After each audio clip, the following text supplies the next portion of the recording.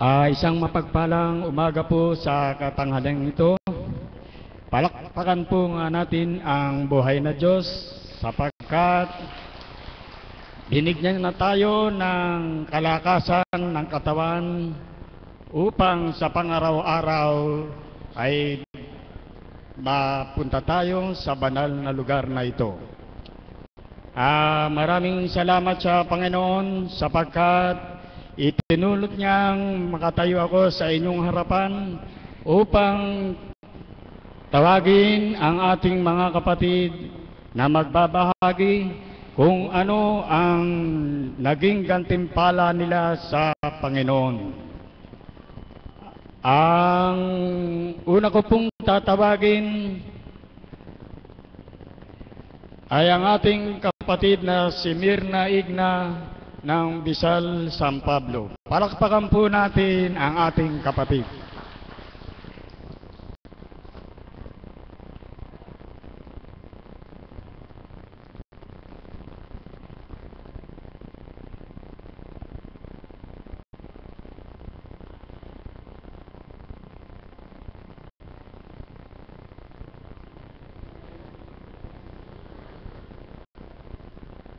Magandang umaga po sa kapatiran ng Divine Mercy. Buhay po ba ang Diyos? Ang mababahagi ko lamang po sa inyo ay nangyari po nung kailan lang po na nagsasasakit po kasi yung tiyan ko. Marami pong lumalapit sa mahal na apo. Inayaan ko na po muna, hindi naman po ako, inano ko na lang po yung iba muna makalapit. Nung pong hindi ko na matiis, lumapit na po ako kasi po masakit na. Po ako. Nung pong hawakan ako dito ng mahal na apo, sabi po niya, anak, meron kang bato sa apdo. Sabi po niyang ganon. Nalumbay man po ako dahil yung po palang pagsakit-sakit ng ko na yon, kala ko po yung simple lang pagka ko, meron akong yung pong infection lang.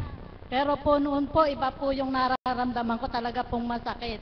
Kaya lang po, masaya pa rin po ako dahil di po ako nalulumbay dahil alam ko po, nandito ang manggagamot. Ang ating mahal na Diyos Ama, Diyos Anak at Diyos Espiritu Santo. Pinainom po ako ng apo ng dahon-dahon. Ilang araw lang po, pero po ngayon, tingnan niyo po, para pong yung tiyan ko, ala na po, malambot na po, hindi na po yung matigas. Lumbay man po, pero galak po dahil alam ko may manggagamot. Yun lang po at maraming salamat po at magandang umaga po sa inyong lahat.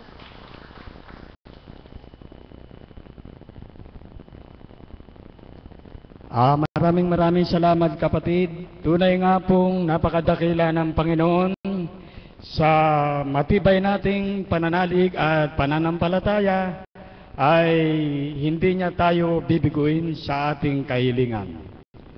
Ang susunod ko pong tatawagin ay ang ating kapatid na si Lucy de la Cruz ng Pulong Palasam. Palakpakan po natin ang ating kapatid.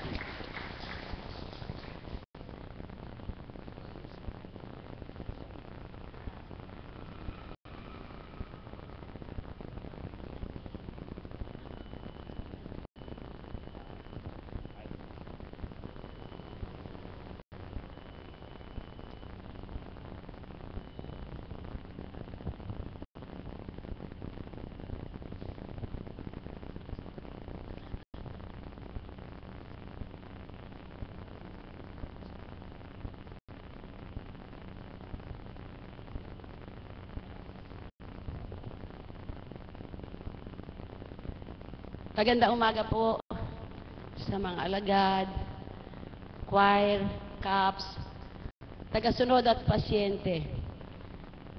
Salamat po sa Ama sapagkat muli na naman niya akong tinawag sa dakong ito upang ipahayag ang kabutihang nagawa sa akin ng Ama. Ang maibabahagi ko po ay naibahagi ko na po ito subalit baka po mayroon pang hindi nakakarinig ng aking pagbabahagi. Sa dating buhay ko po, ako ay laman ng sugalan.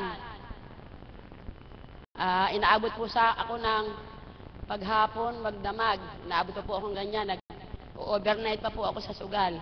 At ang sigarilyo ko po, 2 kahat kalahati isang araw.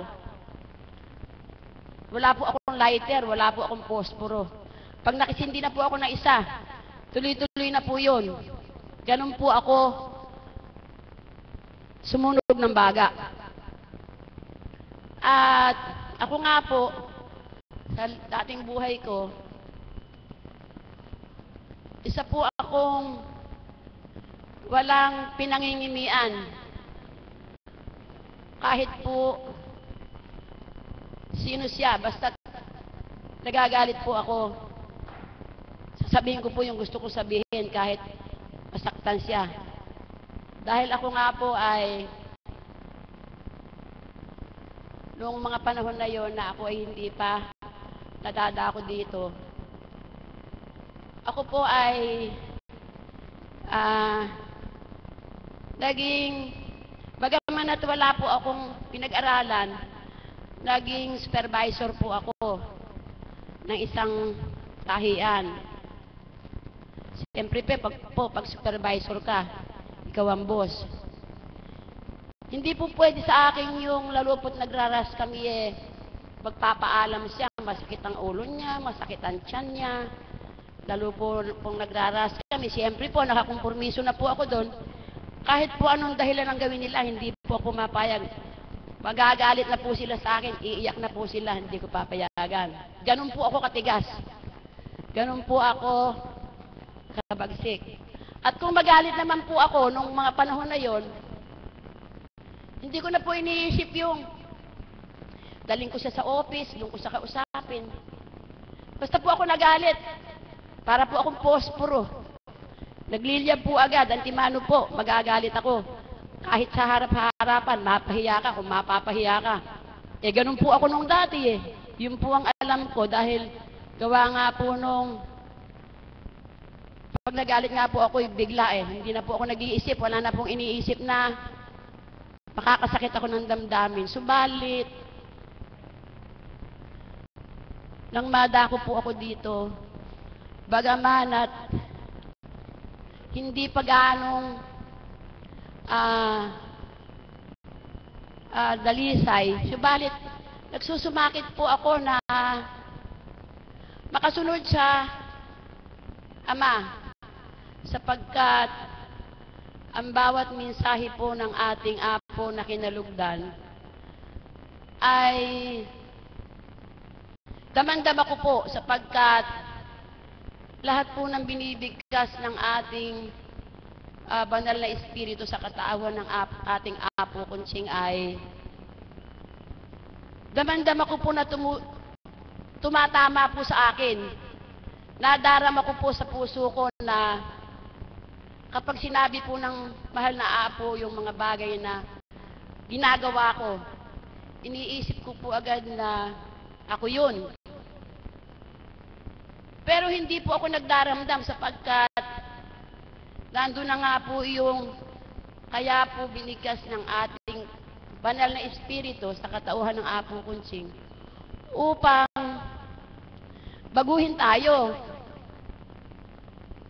Kaya kung tayo po ay nakaririnig ng mga bagay na sinasabi ng banal na espiritu na tumatama sa atin, huwag po nating isipin na dito pala pinatatamaan. Bakit ba ako nakapunta-punta pa dito?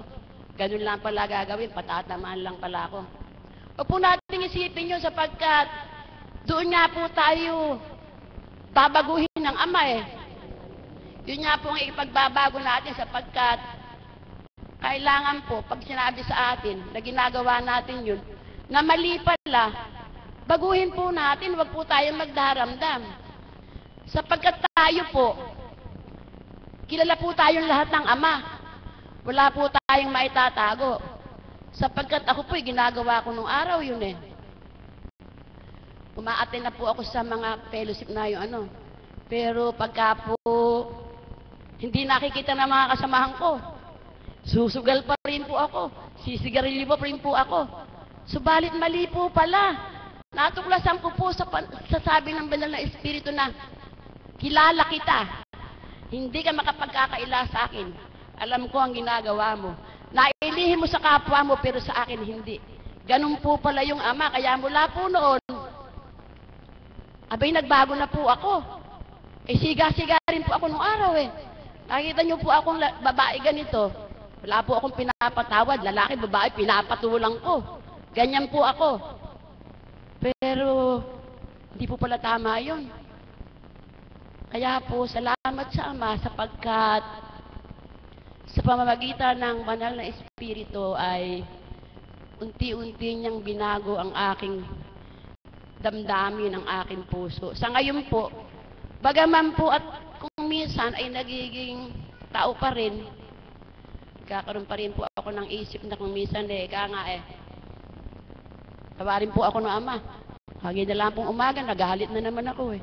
Pero napagsisihan ko po yun. Inaamin ko po kanina umaga. Inaamin ko po. Pero madali po tayong magbalik. Madali po tayong humingi ng tawad. Hindi po kapara sa dati na ginawa mo yan. Kaya mali, kaya tama, ginawa mo. Pero ngayon po hindi, napagbabalikan ko na po. Sapagkat sa ngayon po ako ay isang pangit na uod. Tita Beth. Ako po ay isang pangit na uod ngayon. Subalit, nagmimithi po ako na balang araw maging isang magandang paro-paro. Sapagkat hindi po pwede na habang buhay na lang po tayo ganito. Mabuti na nga po. Kahit po sa edad ko po ngayon, 60, 69. Biro nyo po, isang taon pa lang akong nagliwanag. Isang taon pa lang akong natutong magbalik loob sa Panginoon sapagkat buti nga po hindi pa huli. Hindi pa huli kaya po tayo. Huwag na po nating ipagpaliban. Huwag na po natin bukas gawin. Ngayon na. Pagbalik loob na po tayo sa Panginoon. Aminin na po natin lahat ng kasalanan natin sapagkat wala pong malilihim sa Ama. Hindi niya po natin sila mapaglilihiman. Iyan lamang po at magandang umagang muli. Kapatid.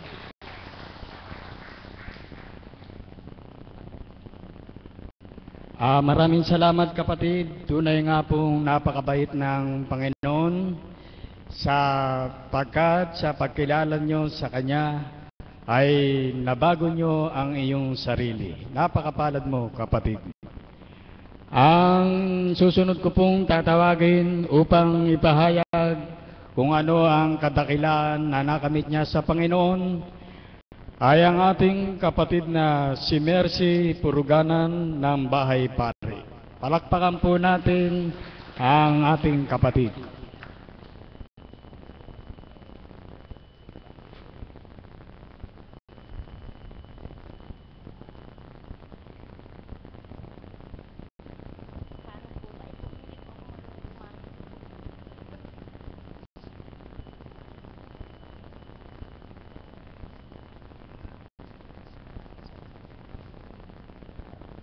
Magandang umaga po sa inyong lahat, lalong-lalo na sa mahal na Panginoon.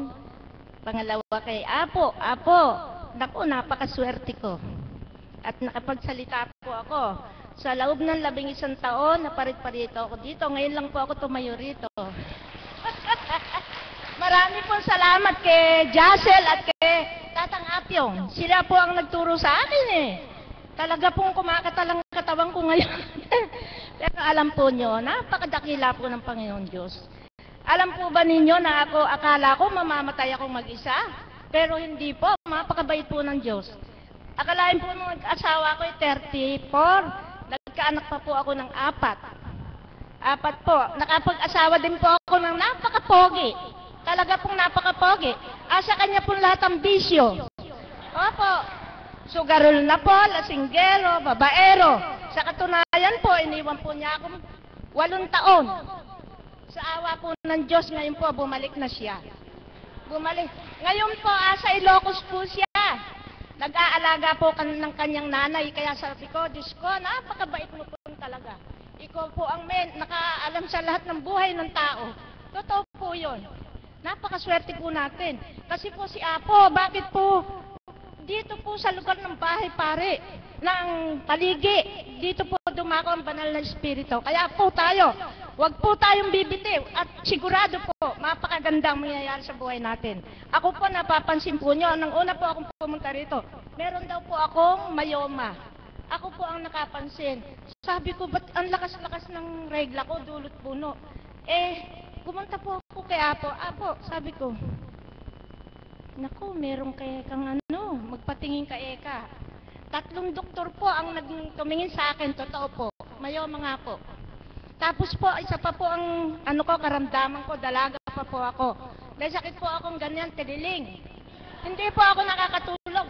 Totoo po yun, hindi po ako magsisinungaling. Talaga pong lahat ng pitik ng butike, nalalaan ko po. Hanggang sa nagkaasawa nga po ako. Eto naman po, nagkaanak po ako ng 4. Isa-isa ko pong sinusundan sa eskwelahan yan. Hindi po ako papayag na hindi ko makita. Kasi po, naisip ko po, may kumuha daw sa anak ko. Sabi ko, hindi ko po pwedeng hindi puntahan at titingnan ko. Ganon din po yung asawa ko. Ang asawa ko po ay pulis. Pulis po, matulis. Pagka po yun ay umalis at sumigaw po yung nervyos ko. Sabi ko, Diyos ko po, baka po kaya nabaril na yung asawa ko. Hahanapin ko po, hahanapin yun. Hindi po ako natatakot kahit anong oras. Ganon po ang buhay ko. Kaya po, salamat po, mahal na Panginoon, Divine Mercy. Ikaw po ang nagdulot sa lahat ng tao ng mabuti. Napakabuti mo po talaga. Hanggang dito na lang po at maraming salamat po.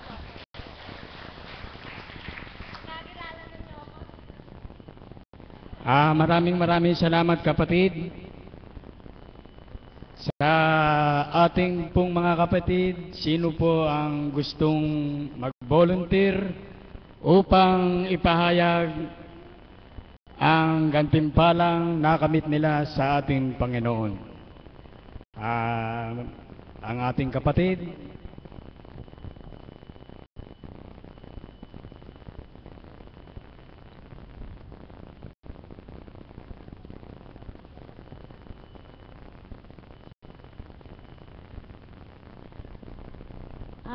Magandang umaga po sa inyo lahat. Ako po matagal na rin po akong tumutungo dito. Pero sa dati kong buhay, malayong malayo po. Nung mula pong nalaman ko dito, may nagbago pong lahat. Kahit sa ngayon, may pagdadalisay, pero ang ama na po ang nakakabatid nun. Siya po ang gumagawa ng paraan kung paano niya gagawin. Basta tayo nagtitiwala, tayong ganap sa Kanya, magtibay. Ako, hindi ko naman po inaano na matibay ako, pero sa Panginoon po ako nakikipagnaig sa Kanya, hindi po ako sa kapwa. Ako po, sa dati kong buhay, may hika po ako. Sa Maynila po ako dati, nagtatrabaho sa knitting po ako.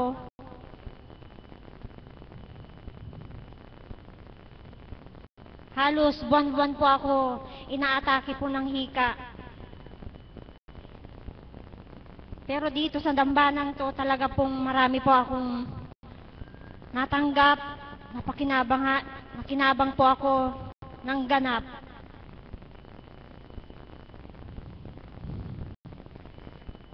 Ako po ay nagagalak sa nangyayari sa akin. Hindi lang po ako nag-iisa. May kasama po ako at nandyan siya lagi. Inaangkin ko po talaga, sinasabi po ni Apo sa akin na lagi po siyang umaano sa akin. Alam ko po yun. Kahit ako po nakakagawa po ako ng hindi tama, pero inaamin ko sa bandang huli. Mahirap po magsinungaling at siya po ang nakakita sa lahat. Alam na po ng Ama ang aking pagdadalisay ngayon, pero parang nagdaang araw lang po yun. Pero buhay talaga po ang Diyos. Talaga po lahat ng taong kabaryo ko po, alam po nila Sister Lita po, alam po lahat mga kabaryo ko nandito. Alam po nila kung ano ang nagaganap sa akin, pero pag totoo ka sa Ama, kahit ano man mangyari sa'yo, diretso lang. Pagtawanan ka, manguhusga sa'yo, hayaan mo sila sa ama mo na lang. Ipanalangin ang mga lahat ng tao. Sa mga anak ko din, sa pagsubok na yan, talaga po, hindi ko naman po sinasabing ako isang malalim na po ang pananampalataya. Pero sa sarili ko talagang, sa kanya po ako nakikipagnaig. Hindi ko siya po nakakalimutan. Kahit lang paggising sa umaga, salamat po Ama. Lahat ng gawain ko na lang pong bahala. Yun lang po ang inaano ko sa kanya. Mga anak ko, panganay ko lang, wala po akong inaano na kumpay sila o ano. Dito po ako nagtitibay. Kasi ang mister ko po, talaga pong marami pong biyaya nagaganap sa akin. Kahit ganito lang, simpleng buhay lang. Pag may sideline, naglalaba ako. Diba? Ako hindi ko po kinakahiya kasi parangal na trabaho yan. Ang importante po, hindi po ako gumagawa ng masama at yun lang ang pangit. Basta kamag-anak lang, naglalaba po ako. Ang mister ko po, dati po sa Maynila yan. Ngayon po talaga pong pinagkakalubang Ama pagka talaga pong matibay na po ang pananampalataya at doon ka po nananalig sa Kanya. Wala pong imposible. Ang pinapasalamat ko lang po talaga sa anak ko, talaga pong kahit yung bata na yon, di ko man dinadala dito, alam na po ng ama yon at ang mahal na Apo Kunching. Kasi po, may ubot sipon yun. Ito po, hindi ko po nakakalimutan kahit matagal. Talaga pong buhay na buhay talaga ang Diyos sa piling namin. Hindi naman po ganap na hindi ko nakasama ang biyak ng puso ko. Pero nananalig po ako sa Kanya na magaganap din balang araw yun. Sa anak ko po, kasi may ubot sipon yun, tutuloy ko po para po maanuhan nyo kung paano ang mananampalataya sa Diyos na buhay na Ama. Sabi po ng mister ko, pa-check up mo yung anak mo, sabi niya ng ganon. Ako kasi hindi yun agad ang iniisip ko, pero sumunod lang ako bilang tao. Na-check up ko, 2 araw lang po yung biniling gamot. May kunting man ako, isang palay, isang kaban, binenta ko lang para lang alang masabi ang mister ko dahil nga akala baka pinapabayaan ko siya. Pero nagtitibay ako na siya lang kikilos nito lahat ng mga ginagawa namin sa buhay. Sabado po ng gabi, inuubo yun, dumating ng asawa ko galing na Maynila, sabi niya ganun nga, pa-check up ko. Di ako kumibo, basta sinumunod ako sa sinabi niya. Ngayon 2 araw, ininom ko yung gamot, ganun-ganon. Sabi ko,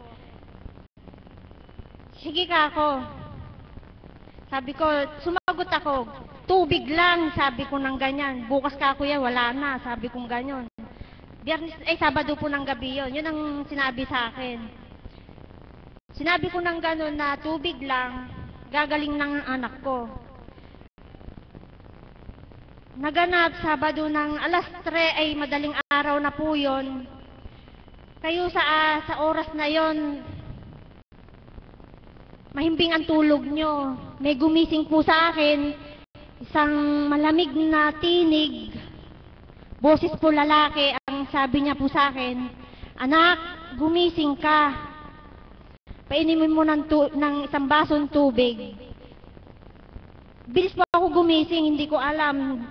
Ginising ko po yung anak ko, sabi ko, CJ, bumangon ka, minom ka nito, sabi ko. Bumangon po yung bata.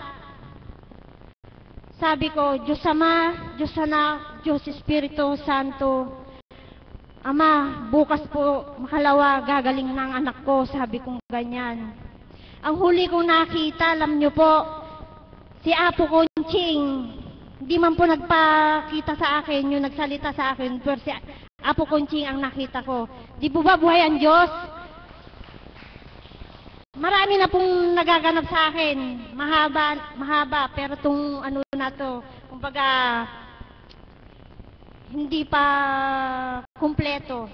Kaya nyo, huwag kayong mag-aalala, balang araw, kukwento ko po lahat ang nagaganap sa buhay ko.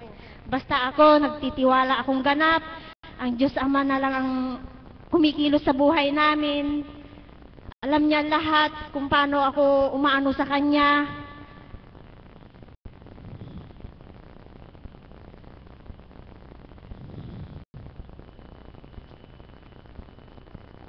Salamat po, Ama.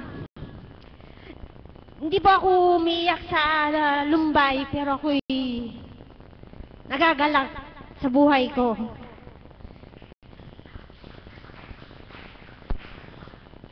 Hindi naman po sa physical na kabuhayan ng ano namin, lahat. Ang ano ko lang, inihiling ko talaga sa Kanya, yung simpleng buhay lang. Malaga na po sa amin yung biyaya na po sa amin yun, hindi po kami nagkakasakit. Yun lang po ang maiano ko sa inyo, tayo po nandito, magtiwala tayo pong ganap sa Kanya. Bibigay po sa atin, maghintay lang. Yun lang po at marami pong salamat.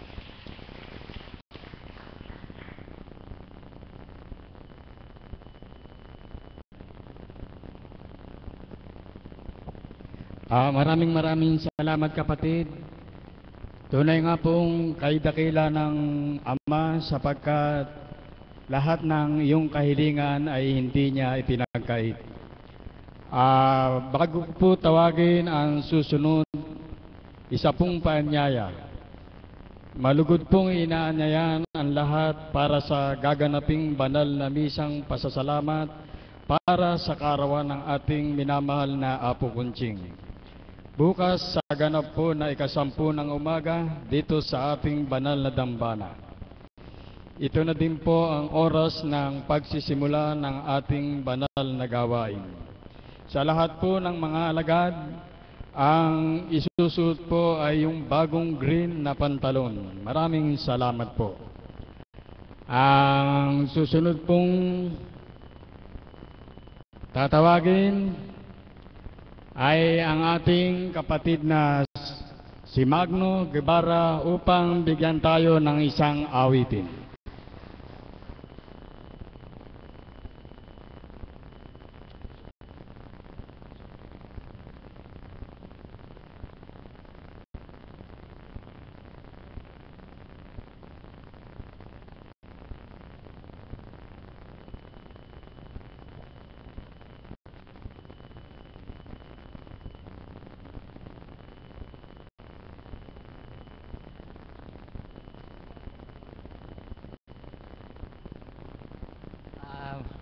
Muli po, magandang umaga po sa tanghaling ito. Pasensya na kayo, ako po nagbuhat ng mabigat, umakit pa ako, kaya humihingal ako Ako po ay muli nagpapasalamat sa ating Divine Mercy, sa ating minamahal na Apo na kinalugdan. Ako po ay tinawag ng muli upang mag-aalay ako ng awit sa inyo mga kapatid.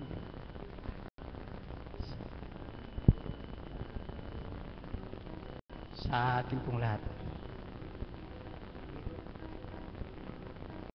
Hiram sa Diyos ang aking buhay, ikaw at ako, tanging handog lamang. Di ko ninais na ako isilang, ngunit salamat dahil may buhay. Ligaya ko nang ako'y isilang, pagkat tao mayroong dangal. Sinong may pag-ibig,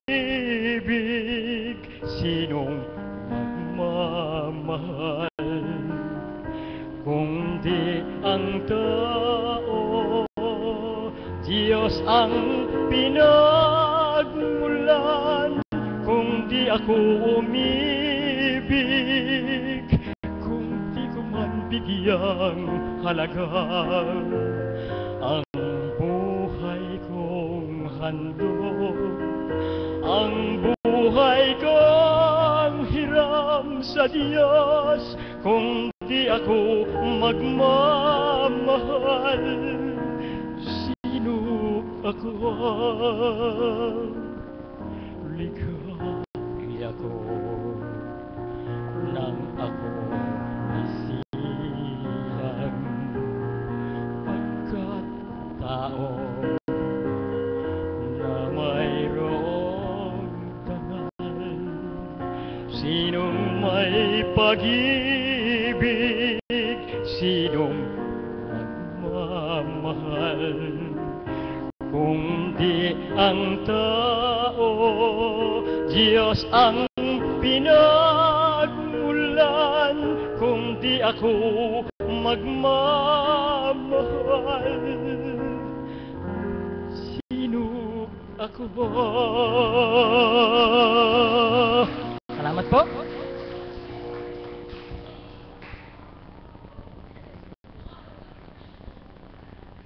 Ang susunod ko pong iaalay sa ating lahat, mga kapatid. Una sa Diyos, sa ating mga alagad, sa ating mga choir, tagasunod, pasyente, lalong-lalo na sa ating mga kapatid na Kap! 1, 2, 3! Ay salamat.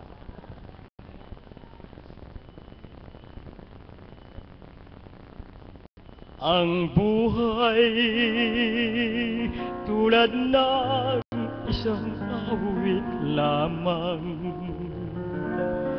mayroong simula at may katapusan. Ang araw at gabi, lumulungkot hirang sa mga suliranin, pinaglalabanan ang aking pagkukunwari sa buhay.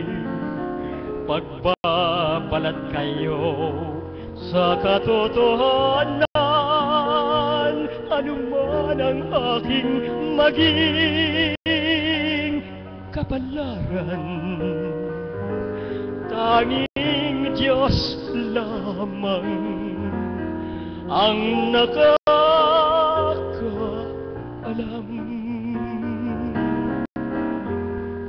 Ang buhay tulad ng isang awit lamang, mayroong simula at may katapusan. Ang araw at gabi, lumulungkot hirang sa mga suliranin, pinaglalabanan ang aking pagkukunwari sa buhay. Pagbabalat kayo sa katotohanan, anuman ang aking maging kapalaran. Tanging Diyos lamang ang nakakaalam. Salamat po. Maraming po salamat. Salamat po.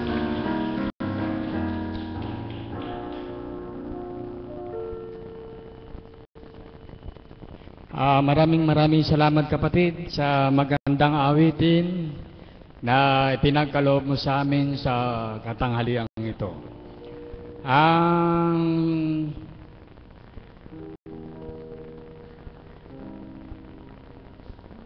susunod ko pong tatawagin ay ang ating guro, si kapatid na Gloria Diluya.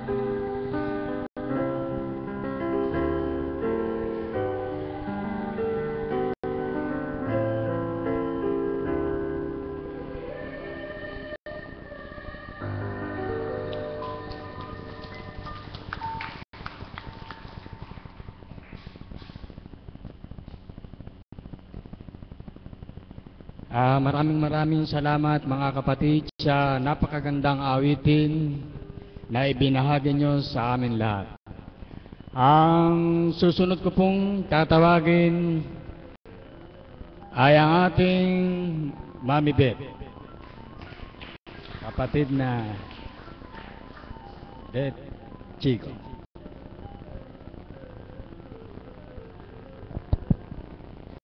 Muli po aming dakilang Ama, salamat sa muli pagkakataong ibinigay mo na makatindig ako sa harapan upang ang mga anak na inakay mo sa inyong kaparaanan ay magkaroon ng ganap na pagtitiwala na kayo ang aming Diyos na buhay na maraming magagawa sa aming buhay. Amen. Muli nga po ay palakpakan po natin ang ating buhay na Diyos. Muli ko lamang pong uulitin na bukas po, 10:00 po yung misa. Ano po? Bilang pasasalamat sa kaarawan ng ating mahal na Apo Kunching. Kaya inanyayahan po namin kayong lahat, dire-diretso na po iyon hanggang sa matapos po yung ating banal na gawain para sa araw ng bukas. Tandang-tanda ko po kung paano po ako inakay ng Panginoon sa banal na lugar na ito. Kasi batid po niya ang aking kaisipan, alam po niya na ako may katigasan, alam po niya na ako may pagkapiloso po, na hindi agad maniniwala sa mga ganitong gawain. Kaya napakarami pong hiwaga na ipinamala sa akin ng Panginoon. Tandang-tanda ko po na hindi ko po makakalimutan nang ako ay alaya ng bulaklak sa pamamagitan po ng isang alagad na ginamit ng ating Panginoon at sinabi niya sa akin na ang bulaklak na iyon ay inata sa kanya ng banal na espiritu upang ibigay sa akin. At tandang-tanda ko rin po na sa isang pagkakataon, gumamit din po siya ng isang alagad. Nilagyan po niya ng tissue paper yung kamay ko, pinaganyan po yung dalawang kamay ko. At ang mensahe po niya sa akin ay simula sa araw na ito ay mamamahinga ka na sa aking mga palad. Sapagkat sa dating buhay ko nga po masyadong pagalang kaisipan sa mga bagay na makapagpapaunlad sa aking gawain. Kaya po sinabi sa akin ng Panginoon na tinatawag niya ako para mamahinga na. Huwag ko nang masyadong pagalin ang aking kaisipan at panahon na upang siya naman ang aking paglingkuran. Palakpakan po natin ang ating Diyos na buhay. Kanina po, bago po ako makarating dito sa Dambana, nakita ko po yung naglilinis ng kuko na matagal ko na pong hinahanap. Sapagkat napakagaling po niyang maglinis ng kuko, yung mga masasakit sa gilid ay nakukuha niya. Nang humahanap na po ako ng ibabayad ko sa kanya, may nakita po ako sa aking bag. Itong pong bag na to, dapat dinispose ko na. Nakita ko po, naglinis po ako, dinispose ko na po siya. Kanina po, habang humahanap po ako ng pambayad, nakita ko po ito. Ano po ito? Bala ng baril. Sabi ko, ba't nagkaroon ng bala ng baril dito sa bag ko? So, bigla ko pong naalala yung karanasan ng anak ko nang siya'y magpunta dito sa banal na lugar na ito. Nagkaroon po ako ng, siguro po yung pong bag na ito ginamit po ng aking kabiyak ng puso. Kasi po yung kabiyak ng puso ko din po ay pulis din po siya. Dati po siyang nasa NARCOM, nalipat po sa CIDG, pero po ngayon, retirado na po siya. Marahil po yung bag na yon, baka po nung mga panahon na yon, pag sila nag-ooperasyon, nagamit niya yung bag, nalagyan ng baril, nalagyan ng bala, gawa nga po nang nakita ko ng pan-dispose na, nagkaroon ako ng interest na, teka nga, sayang naman yung bag na itatapon, gamitin ko nga. At kanina nga po, ito ay nakita ko tumambad sa kaisipan ko. Siguro po kaparaanan ng Panginoon para ipahayag ko sa Kanya kung ano nga po ba yung kadakilaang ginawa niya sa buhay namin. Meron po akong isang anak na pangatlo ko pong anak yun, na dati po siyang seaman, nakailang beses na po siyang umaakit sa barko sa costa. Subalit sa kaparaanan po ng banal na espiritu, isang araw na siya ay nagpabendisyon sa mahal na Apo. Sinabi po sa kanya na hindi ka na sa tubig. Dadali na kita sa lupa.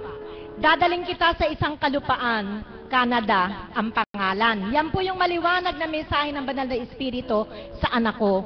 Ang sabi po ng anak ko, Mami, paano ako makakarating ng Canada? Eh, wala naman akong application. Hindi naman ako nag-a-apply sa Canada.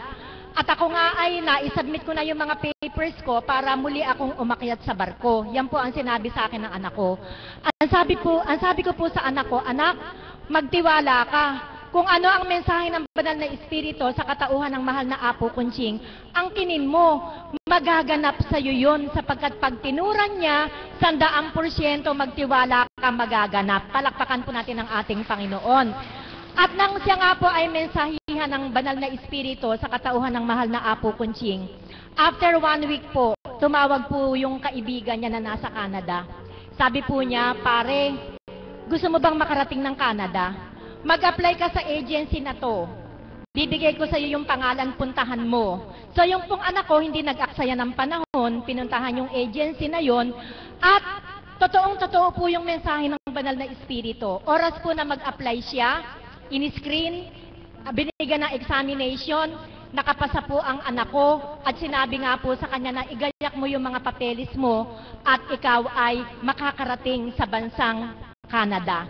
So sa madalit salita, nagkaroon man ng mga balakid, subalit nagkaroon po ng kaganapan. Ganyan po kasi ako eh. Pag po ako'y nagpapabendisyon ng mga panahon na ako'y katulad ninyo, na ako'y tagasunod, pag po binendisyonan ako ng Apo Kunching o ng sino mang alagad, ano man po yung mensaheng binibigay sa akin, inaangkin ko po na iyon po ay magaganap. Amen po ba? So eto na nga po, hindi po nagtagal, mga buwan ng November lang po, mga 2 to 3 months po, nagkaroon na po ng linaw yung pagbiyahe ng anak ko sa Canada. So nagkaroon po ng kaganapan, katulad po ng sinabi ng banal na Espiritu sa kanya. Subalit nagkaroon po ng problema. Nang po siya ay mag-check-in at dumaan sa machine ang kanyang mga gamit, tumutunog po yung machine. Alam niyo po sa airport, pag po tumunog, merong metal na nakita dun sa bagahe, kaya tumutunog yung machine. Hindi po niya malaman, umulit-ulit, tumunog na naman.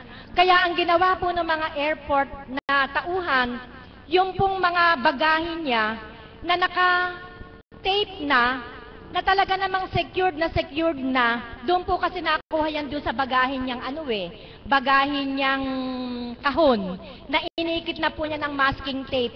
Imagine niyo po na pinabaksan po yun sa kanya. At nang nakita po sa isa pong jacket niya, nakita po na may bala ng 45. Alam niyo po, takot na takot po yung anak ko. Tumawag siya sa akin, sabi niya, Mami, nagkaroon ako ng problema. Nandito ako sa opisina ng mga pulis at ako ay iniimbestigahan kung bakit daw may bala ng 45 na nakuha dun sa bagahe ko. Hindi ko po alam kung ano yung gagawin ko na siya'y tumawag sa akin. Ang tangi ko pong naisipan ay lumuhod sa harapan ng imahe ng Divine Mercy at humingi ng saklolo sa kanya. Maya-maya po'y dumating na po yung kabiyak ng puso ko at sinabi ko po sa kanya na may problema yung anak mo. Siya ngayon, nakahimpil sa isang opisina sa immigration at hawak-hawak sa ng 3 pulis. Bakit Eka? Kasi kako may nakitang bala ng 45 doon sa isa sa mga jacket na dala-dala niya. Malamig po kasi sa Canada 12 months po doon, all the year round, talagang malamig. Kaya marami po siyang dalang jacket. Yung pong jacket na yon, nakalagay na po yun sa aming lalagyan. Kung matagal na pong hindi isinusuot, nagkaroon po siya ng interest na magamit. At yung pong jacket na yon ay pag-aari ng kanyang daddy. Kaya hindi po niya alam na meron palang naiwang bala ng 45 doon sa bulsa. Kaya matapos po ang mahabang interogasyon, siya na lang po yung pasaherong iniintay ng eroplano. Sabi daw po niya sa Panginoon, kasi po ang mga anak ko, parisan niyo po, sa tuwing sila po ay dumadaan sa pagsubok at problema, ang lagi lang po nilang sinasabi, Jesus, King of Mercy, I trust in you. Kaya habang po siya ay nasa loob ng opisina, habang siya ay iniimbestigahan, yun daw po yung patuloy at patuloy niyang sinasabi. At itinuro po sa kanya ng banal na Espiritu ng Divine Mercy kung paano niya malulusutan yung problema. Ang sabi daw po niya dun sa mga pulis na nagtatanong sa kanya, ang daddy ko po ay pulis, hindi ko po alam na sa jacket niya ay may naiwang isang bala ng 45. Para po makapaniwala yung mga pulis, tumawag po sa Camp Crame. Binerify kung talagang yung pangalan na yun ay active na member ng PNP. At binerify naman po ng Crame na talagang yun ngang tao na yun ay pulis. Kaya po nang ma-verify nila at napatunayan, noon lamang po pinawalan ang aking anak. Palapakan po natin ng Diyos na buhay. Ganun po kadakila ang ating Panginoon. So naka-absuelto na po siya. Nakabantay na po doon sa pintuan ng opisina yung isang opisyal o isang tauhan nung eroplanong kanyang sasakyan. At ang sabi po sa kanya, Mr. Chico, bilisan niyo po. Kayo na lang po ang hinihintay na pasahero. Kaya po hindi pa po nakaka-take off yung eroplano. Alam niyo po, sabi po niya sa akin nung siya po'y makarating sa bansang Canada, habang siya daw po ay naglalakad, papaakyat sa hagdanan ng eroplano, kitang-kita daw po niya ang divine mercy na nakagabay sa kanya habang siya ay naglalakad. Palakpakan po natin ang ating Diyos na buhay. Alam niyo po, ang sabi ko po sa anak ko, anak, mapalad ka. Kaparaanan ng ama na maganap yun habang ikaw ay nasa bansang Pilipinas. Paano na kako kung nang nahuli yun, ikaw ay nasa Canada na? Ano ang gagawin nila sa'yo? Dire-diretso kang ikukulong. Pagdating mo sa airport ng Canada at na-detect yun, ikukulong ka na agad. Kaya pasalamat ka, dito pa lang sa bansang Pilipinas, na-detect na at na-verify nila mismo sa Camp Crame na ang tatay mo ay isang ang active PNP. Alam niyo po, ganyan po kumilos ang ama. Wala pong imposible sa kanya kapag tayo ganap na nagtiwala sa kanya. Hindi lang po kasi niya nung pagkakataon lang na yun nasubukan ng pagsaklolo sa kanya ng Panginoon eh. Nung pong sa'y nasa barko, bawal po kasi magluto sa mga cabin, sa mga cabin po ng barko. Siguro po yung kasamahan niya sa cabin nagugutom.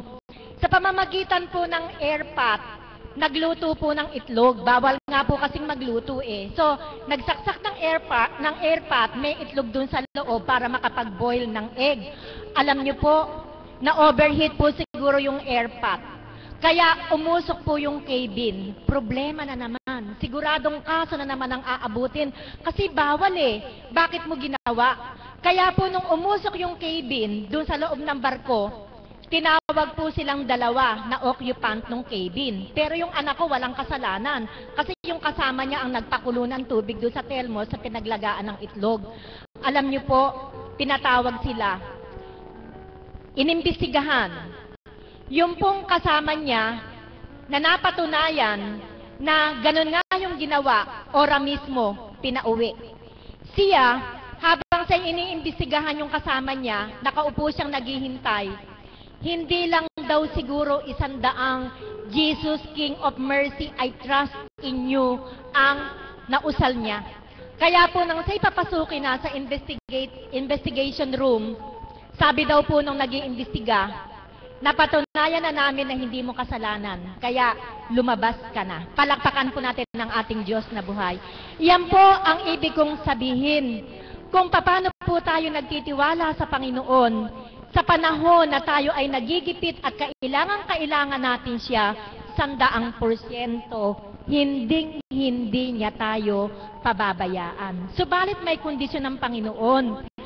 Although, ang sabi po ay unconditional ang pag-ibig niya, subalit tayo mismo sa ating sarili, dapat tayong magkaroon ng magandang pakikipagrelasyon sa Kanya, ulitin ko na naman po ito, upang sa ating pangangailangan ay lagi niya tayong saklolohan. Kaya mga kapatid, anuman ang problemang dumating sa buhay natin, karamdaman ba yan?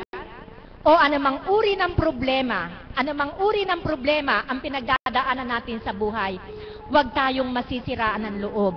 Dapat nating laging isipin na may Diyos na handang tumulong sa atin. Kailangan lamang ay atin siyang masumpungan. At paano natin siya masusumpungan? Kung sa madalas na pagkakataon sa ating buhay, lagi tayong mananalangin sa Kanya. Hindi lamang upang humingi, kundi ganun din naman para tayo ay magpuri sa lahat ng mga mabubuting bagay na ginagawa sa atin ng Panginoon. Kaya nawa po sa maikli kong pagbabahagi sa inyo, makintal sa puso't kaisipan nyo na mayroon tayong Diyos na laging handang sumaklolo sa atin sa bawat minuto ng ating buhay. Magandang umaga po at maraming salamat. Maraming salamat po, Mami Beth. Ang susunod ko pong tatawagin ay ang ating Mother of the House, ang ating kapatid na Mais.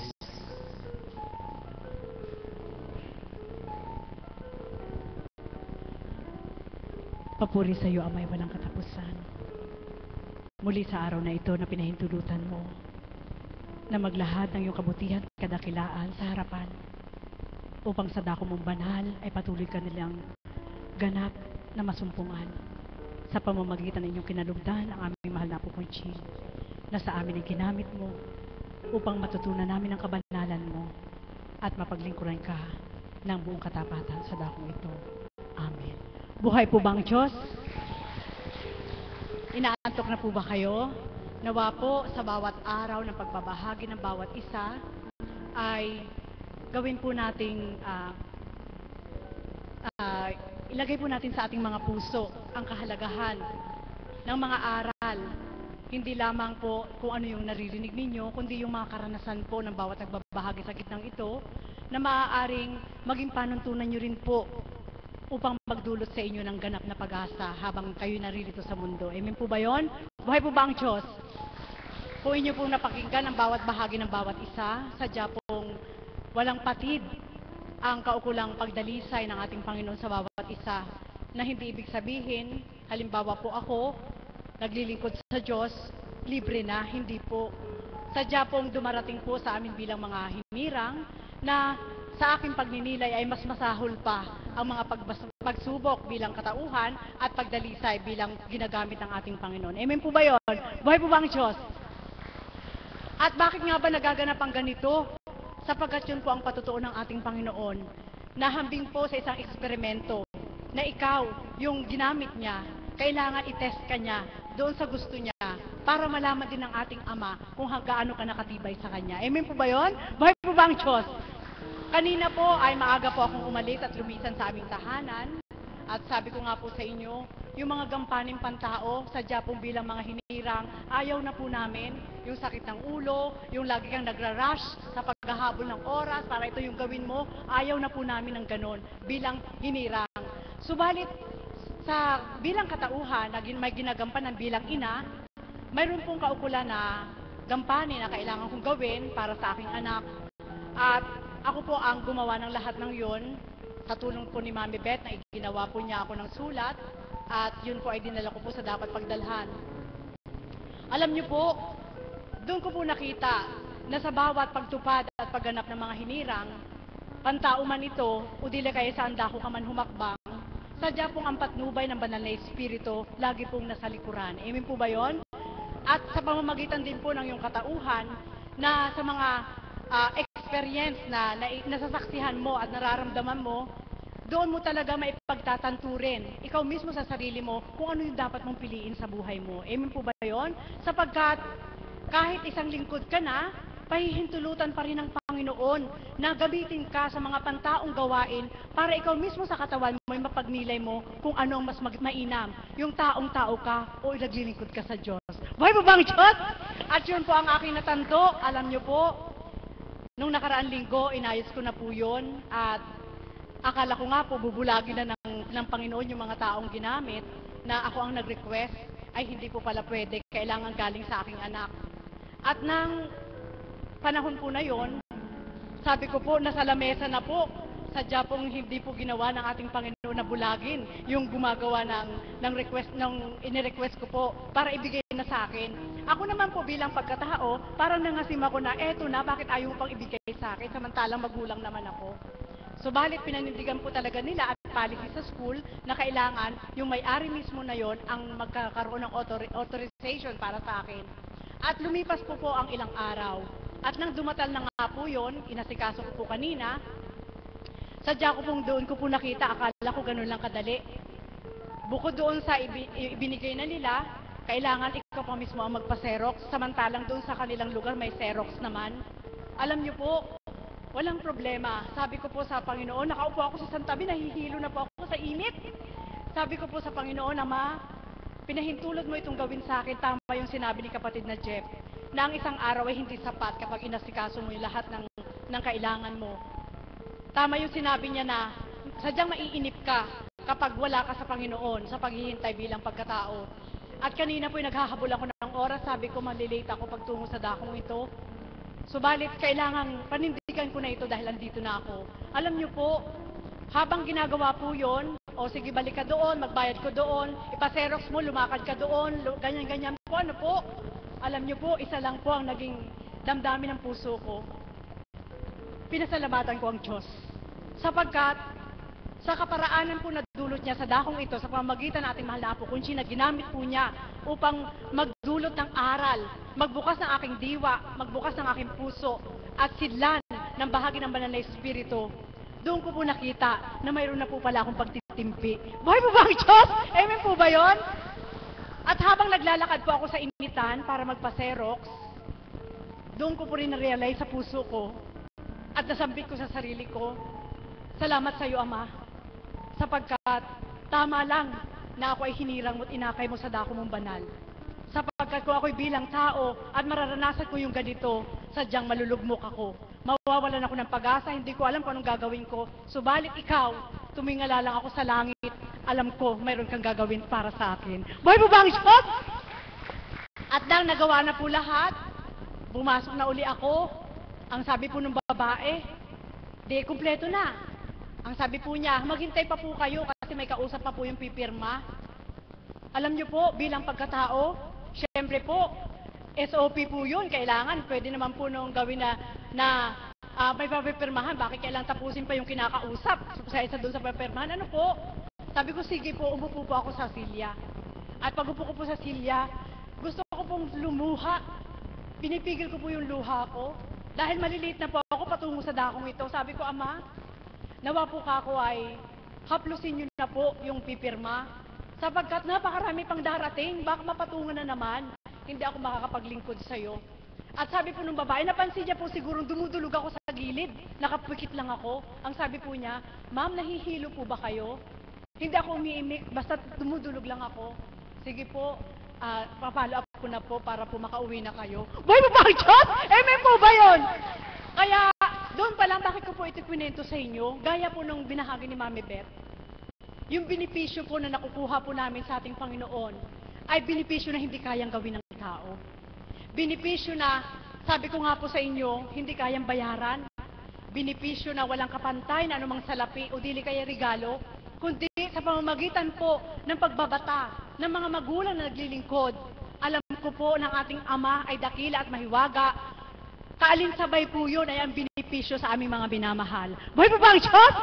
Kaya sa madaling salita po, sadya pong isipin niyo po, andun ako ng 9 o'clock, nakauwi na po ako halos alas 12 na, maliligo pa, magagayak pa, talaga po nagmamadali. At salamat sa Ama, sapagkat na-follow up ko na po lahat, nagawa na po ang lahat, at salamat sa Kanya, sapagkat doon ko po nakita mga kapatid, kaya ko binabahagi ito sa inyo, sa napakasimpleng kaparaanan, kapag ang Ama at ang Kristo ang laman ng puso mo, sa pamamagitan ng bahagi ng banal na Espiritu sa katawan nating mahal na Apo Kunching, hindi ka na magagawang mabagot, hindi mo magagawang magsawa, hindi mo magagawang mawala ng pag-asa, sapagkat alam mo na mayroong sandigan, ang Diyos na buhay sa pamamagitan ng Espiritu Santo. Buhay po ba ang Diyos? Hindi lang po yun, sadya pong napakarami, kagaya ni Mami Beth, na kung paanong binahagi po niya ang kanyang anak sa mga pagdalisay ng ating Panginoon, ganun din po ako. Napakarami, dyan sa mga papeles na yan, ako po talaga ang itinatalaga ng ating Panginoon na maging sample para madalisay po ako. At habang tinatatakan na po yung mga hinihingi ko po, ito lang po ang tinuran sa akin ng banal na Espiritu. Anak, pagbasdan mo ang pagpagawa ng yung silyado, yung tatak sa pamamagitan ng bakal na dumidikit sa papel para malaman na yun ay certified. Yan ang katotohanan, anak. Marami kang pagdadaan ng tao dito sa lupa. Kapag nais mo ay yung original or certified na mga papeles, marami kang tataong tutunguhan para ma-certified ka. Subalit sa akin, anak, wala kang tutunguhan na kahit na ano, wala kang hahanapin na kahit na ano, kundi ang daan ng katotohanan ay si Kristo lamang. Boy po ba, Diyos? Amen po ba yun? Kaya doon ko po nakita ang lahat ng pagkakaiba na sabi ko nga po sa inyo, payak na nila lang, walang kaukulan, kundi ang pinagmamalaki sa tuwina na ipahayag sa inyo ay ang ginagampanan ng Diyos sa aking buhay. Na sa bawat araw, kailangan mong ngumiti, kailangan mong maging matatag, kailangan mong maging malakas. Sa kabila na bilang pagkatao parang alam mo ay hindi mo kaya, subalit kailangan mong kayanin. Sapagkat alam mo na mayroon kang kasama na hindi nakikita ng sino mang tao. Amen po ba yun, mga kapatid? Ito lang sasambitin ko po sa inyo. Mag-umigting po kayo at pagsumikapan niyo po na maging matapat sa Diyos. Sapagkat ang ating Panginoon, siya po yung good provider. Kaya niyang ibigay lahat. Anumang antas na kailangan mo, kaya niyang ibigay lahat. At sa kanyang antas naman, para siya magbigay, hindi na kailangan na ilatag mo sa kanya yung diploma, kundi ang puso mo lang ilatag mo sa kanya, ang katapatan ng puso mo, ang katapatan ng damdamin mo mula ulo hanggang talampakan, nakakatupad ka sa kanya, alam niyo po, certified, ibibigay ng Diyos para sa inyo. Buhay po ba ang Diyos? Kaya sa bawat araw po, mga kapatid, sadyang yan na lang po yung aking pinagsusumikapan sa aking buhay, na sa bawat araw, hindi lang po ganun kasimple ang pinagdaraanan ng bawat isa, mag-iisang Apo Kunching, kundi sa bawat araw maging aming mga minamahal, kung paano nyo narinig ang pagbabahagi, na kung pwede naman pong ipakiusap sa Diyos na pwede ba, Ama, exempt mo na yung mga mahal namin sa buhay dahil ayaw na namin ng problema. Hindi po kailangan sila din po ay kasama sa pagdalisay sa amin ng ating Panginoon. Buhay po ba ang Diyos? At ito pa po, sabi ko nga po sa inyo, hindi ko malilimutan sa bawat araw, ang aking nag-iisang anak, na ilang beses niyang pinatunayan ng Ama na siya'y niligtas, na ito'y nabahagi ko na isang beses, subalit muli kong uulitin ko po sa inyo, ang aking anak ay pitit lang po ang kanyang katawan, nasa 45 kilos lang siya, at nang sila po ay nagkaroon ng pasyente na ganyan po, sira ulo, kailangan po igapos, subalit ang pasyente po ay 2 doble po ni kapatid na Pearl ang laki. Alam niyo po, kaya nasabi ko po na ang aking anak ay nagbibinipisyo sa paglingkap ng ating Panginoon, ng oras na po daw na iaakyat nila sa elevator, na ipapasok na po patungos doon sa room na pagkukulungan nung siraulo na yon, itinulak po siya nung pasyente at siya'y bumalandra sa isang pader. Alam niyo po, ang pakiramdam ng aking anak, para lang siyang papel na napaupo na wala man lang nasaktan sa kanyang katawan. Buhay mo ba ang Diyos? At hindi lang po yun. At ng oras na po na yung mga kasama po ay sinusuntok po nung dahil hindi po maghapos. Nung papasok na po siya sa elevator, kung kailan po na yung siraulo na yun ay kasama rin niya sa elevator, nang siya ipapasok niya, bigla nang nagsara ang elevator at hindi na po niya nahabol. Ibig sabihin po, hindi pinahintulot ng Ama na mapasama ang aking anak, sapagkat kung napasama ang aking anak, bubugsarado po siya. Boy po ba, Diyos? Amen po ba yun? Yan po mga kapatid, sino po ba ang ina na kapag nakakaalam ng mga ganitong damdamin ng iyong anak ay hindi madudurog? At ang huli po ay nung nagkaroon po siya nag-collapse po siya, 50-60 ang kanyang dugo. Na sabi ko nga po sa inyo, kung walang isang Apo Kunching at walang mga kapatid na alagad na dumudulog para sa aming lahat na naghuhugutan kami ng lakas, siguro po wala na ako sa inyong harapan. Siguro po hindi na ako maglilingkod. Siguro po masasabi ko sa Panginoon, bakit puro na lang ako? Puro na lang ganon? Sapagkat dahil nga mahal ako ng Diyos, alam ng Diyos na kaya ko dahil kasama ko siya. Buhay po ba ang Diyos? Alam niyo po, nung nag-collapse po ang aking anak, syempre po, 50-60, naranasan na po namin yan kay kapatid na Chris, kung paano ang buhay. Mahirap po, po, wala po akong nagawa, kundi una kong tinawagan si Apo, mahal na po. Pakidulog po ang aking anak. At sinabi ko ng mahal na Apo, ang kinin mo mahal na kapatid ko, walang magaganap sa kanya. Tinext ko na po si Mami Beth, si Nanay Myrna, lahat po, pati sila kapatid na Marie. Tinext ko po lahat ng ibang mga alagad, idulog niyo po ako. At ang aking anak ay nag-collapse. Hindi ko na po alam, syempre po, doon po sa samantalahin ng kalaban ang isip mo para lituhin ka. Maaari may magsampit sa isip mo, naku, yung anak mo mamatay na, yung anak mo hindi mo na makikita. Siyempre po, galing sa kalaban po yun. Subalit sa isang banda ng aking diwa, anak, patutuhanan ko sa'yo na ako ang pinaglilingkuran mo. Isang oras lang lumipas, mismo yung anak ko ang tumawag. Boy mo ba yun? Amen po ba yun? Siyempre po, mahirap takbuhin. Wala naman po kaming sapat na salapi para tumungo, para asikasuhin siya. Subalit salamat sa Ama. Salamat sa Ama, purihin siya, sapagkat ang ating Panginoon ay sadyang napakadakila. Bakit ko po ito binabahagi sa inyo? Yan din ang katotohanan na ang isang lingkod po pala, kailangan ilagay namin sa aming puso na ang lahat ng bagay ay pahiram, maging aming mga minamahal. Inilalagay ng Ama sa yung aming puso at isip na huwag namin pahalagahan ng higit sa Kanya ang aming mga minamahal. Sapagkat kung yun po ang magaganap, hindi kami makababata na maglingkod. Amen po ba yun? Subalit lang dahil sa mga kaganapang ito, pinatutuhanan lang ng Ama sa aming puso na hindi namin pag-aari ang taglay namin. Hindi namin pag-aari ang aming anak, kundi ipinagkatiwala lang at anytime pwede niyang kukanin. Kaya mga kapatid, ibinahagi ko po ito sa inyo para maging malakas ang loob nyo. Na sa bawat araw, walang ibang sandigan kundi ang ating Diyos. Na sa bawat araw, walang ibang pwedeng gumawa nito kundi ang ating Diyos. Na ang hindi mo kaya ay magagawa niya, at ang makakaya mo, higit mo pang makakaya dahil kasama mo siya. Yan po mga kapatid, at yan po ang aming pinagbabatahan bilang mga lingkod. Marami pa, may mga alagad dyan na ganyan din ang nagaganap sa kanilang mga anak. Subalit hindi na isisiwalat sa inyo. Subalit itinakda po ang pagkakataong ito upang kayo mismo, mga may sakit, may mga karamdaman, kung ano man ang kulang sa inyo, pantay lang po tayo sa paningin ng ating Panginoon. Subalit, ang sekreto lang na aming isasambit sa inyo, magpakatapat po kayo sa Diyos upang ang benepisyo po niya, wala man kayong sapat na salapi na gamitin dito sa mundo, may Diyos na totoo na magbibigay sa inyo. Muli, magandang umaga at maraming salamat. Maraming salamat po, Mother, sa magandang pahayag. Ang susunod pong magbabahagi ay ang ating kapatid na Beng.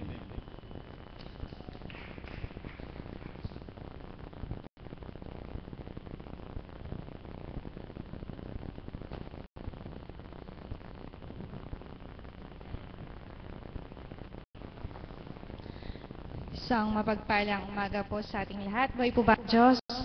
Amen po ba? Palakpakan nga po natin ang Diyos na buhay. Lakasan po natin para kayo nang lalata. Ayan. Gising na po ba tayo? Amen. Bawal pong matulog. Ibabahagi ko po sa inyo yung kaganapan sa aking magulang. Ito po yung nangyari noon, mga 1 taon na po nakalipas.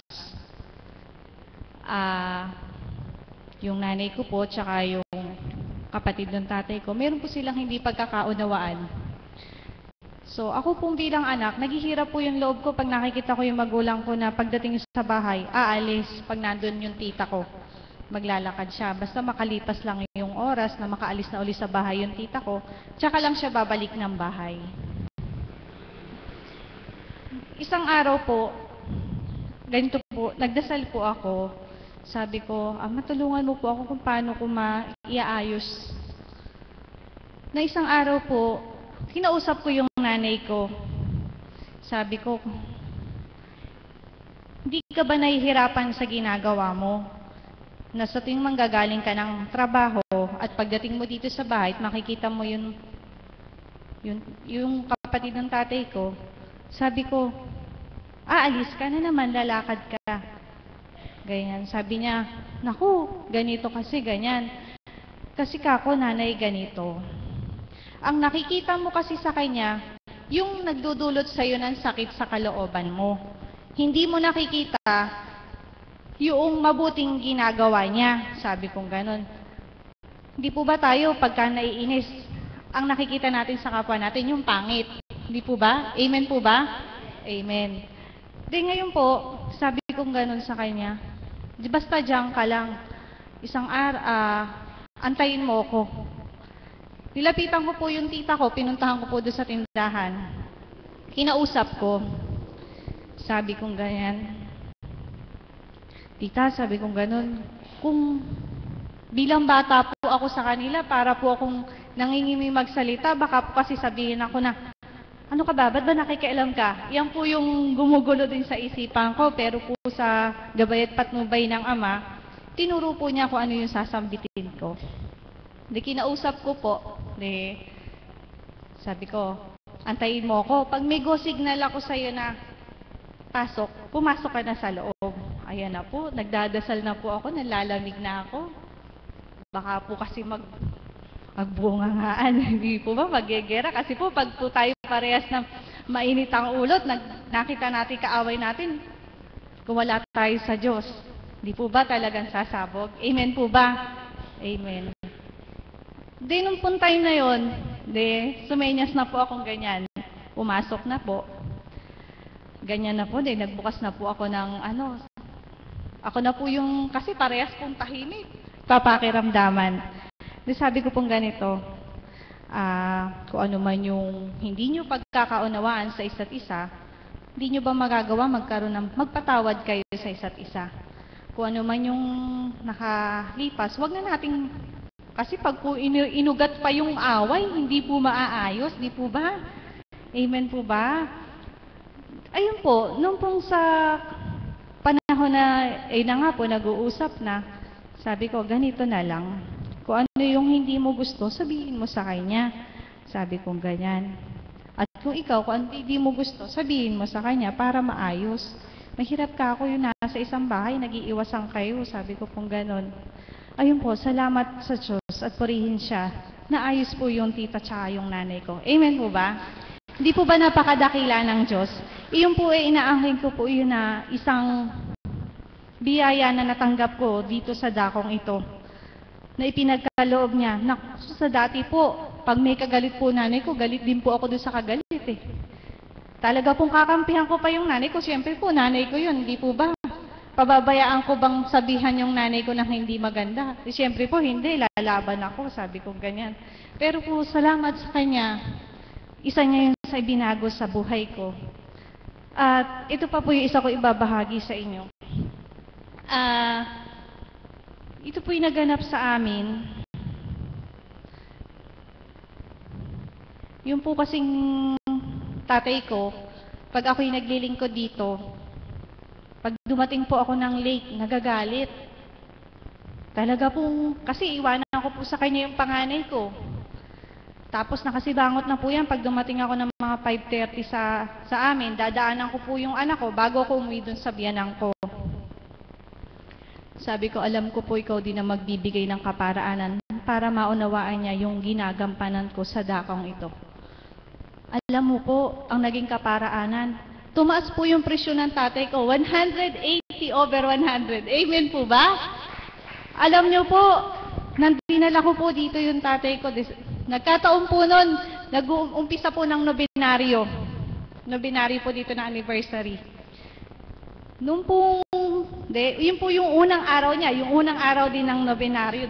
Natural po, kailangan niya tapusin yung 9 na araw. Sabi ko ganyan, ako tatay, kailangan tapusin mo yung 9 na araw. Ayun po, doon po sa 9 na araw na yun, talaga pong hinaplos ni Divine. Yung puso ng tatay ko. Ngayon po, pag naglilingkod ako, pag hindi po ako nakagayak pa, sasabihin sa akin, tanghali ka na, hindi ka na aabot sa sasakyan. Yung mga anak mo, dadalan mo pa ng pagkain. Ganyan po ang sinasabi. Di po ba kadakila ng Diyos? Amen po ba? Amen. Palakpakan niya pa natin ng Diyos na buhay. Napakarami pong benepisyo na natatanggap sa dakong ito na hindi nyo po pang hihinawaan, hindi po kayo maglulugi. Basta po yung puso po natin, tanggapin po natin yung mga inaaral sa atin ng banal na Espiritu sa katauhan ng ating mahal na Apo. Talaga pong pag-uwi ninyo, may lumbay ka ba? Pag-uwi mo, nakangiti ka na. Amen po ba? Amen. Palakpakan niya po natin ang buhay na Diyos. Ayan, gising na po tayo. At nung pong yun na nga po, natagpos po ng tatay ko yung 9 na araw na yun. Pag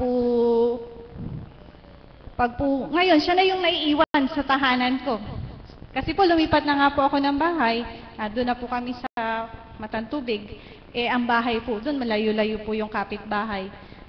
Basta po, pag dumating po siya ng 10 o'clock na umaga, Darating na siya, ako naman po yung papaalis ng bahay. Meron din pong naiiwan sa tahanan ko. Kaya po, ito pa po yung isang kahiwagaan na ibinigay niya sa akin. Kung paano niya hinaplos yung tatay ko, hinaplos din po niya yung nanay ko. Palakpakan po natin ang Diyos sa buhay. Sa pagbibigil po, ito po yung isi-share ko sa inyo. Kasi po, pag ako'y magbibigil, ang sabi nila sa akin, huwag mong dadalhin yung motor mo. Nahihirapan po akong sumakay sa gabi. Eto po, nagmumotor na po ako. Pagdating ko po ng bandang Pinagbarilan, ito po yung sinasiksik niya sa isipan ko. Isama mo yung nanay mo, isama mo yung nanay mo. Yan po yung sinisiksik sa isipan ko.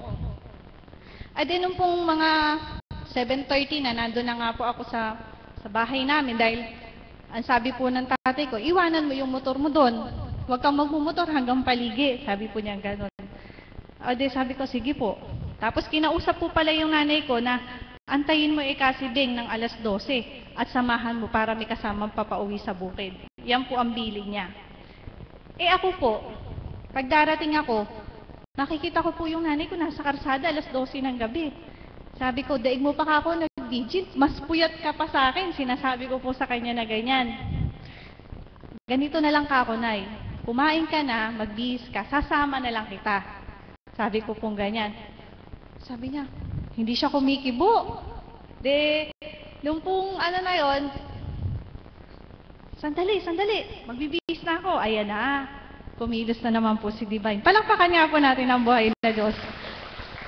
Nung pong magbibigil na, sabi niya, saan tayo sasakay? Sabi niya ganyan.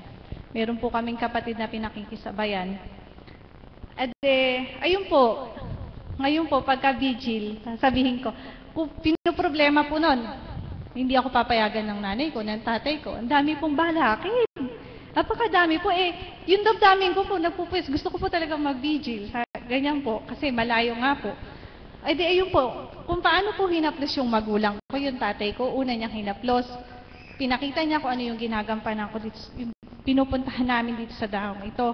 Hindi po ba buhay ang Diyos? Amen po ba? Amen. Tapos ngayon po, pag vigil namin, may kasama na ako. Malaman man nung kabiyak ko na nag-vigil ako, sige, tanongin mo si nanay ko kung sino kasama ko. Hindi na po magagalit, di po ba? Amen po ba? Amen. Palakpakan niya po natin ang buhay na Diyos. Iyan po yung hibaga at na nakamtan ko sa dakong ito. May pinagkalob sa akin ni Divine. Kaya po, sabi nga po, pag gusto, may paraan. Pag ayaw, may dahilan. Iyan po yun. Isang mapagpala umaga po sa inyo lahat. Maraming salamat po. Maraming salamat kapatid. Tunay nga pong napakabait ng Panginoon sapagkat lahat ng biyaya ay nakamtan mo sa dakong ito. Wala pa po ang ating mahal na apo. Tatawag pa po ako ng isang magbabahagi. Ang tatawagin ko po ay ang ating kapatid na si Gregorio Manalidi.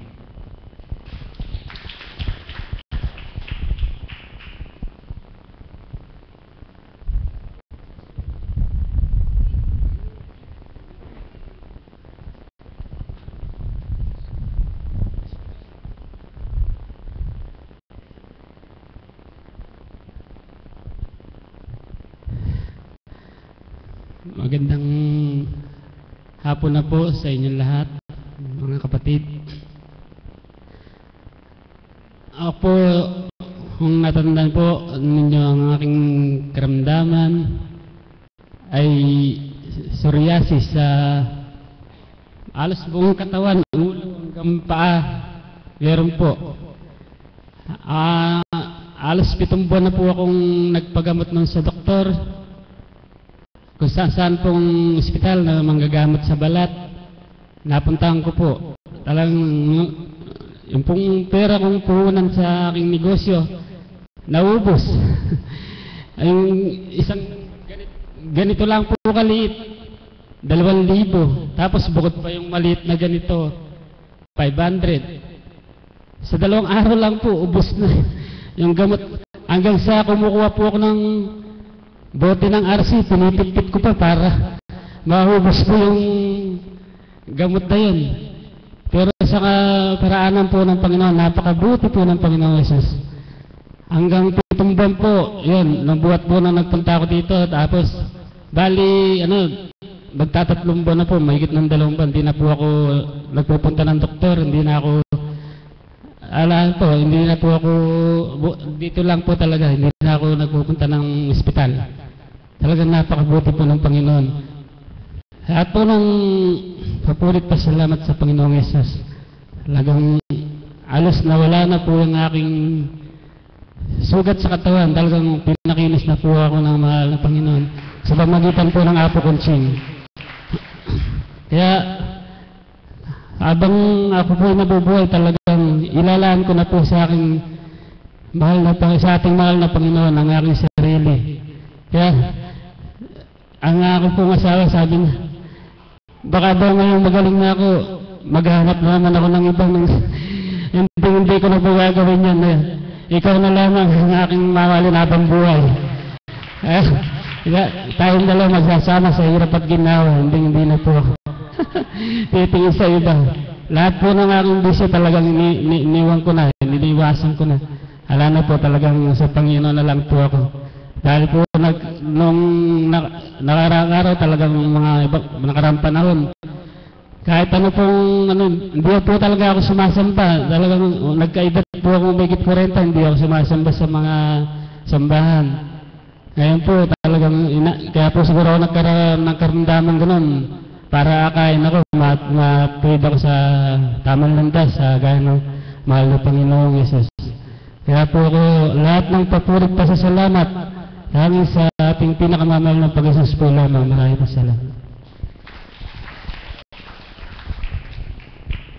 Maraming salamat kapatid. Tunay nga po ang pagtitiwala sa ating Panginoon ang kailangan nating isa puso at isa isip.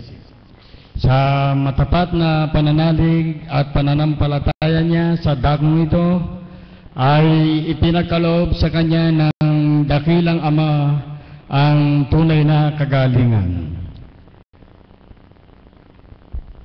Wala pa po ang ating mahal na Apo. Sino po ang gustong mag-volunteer upang ipahayag ang kadakilaan ng Panginoon? Kapatid?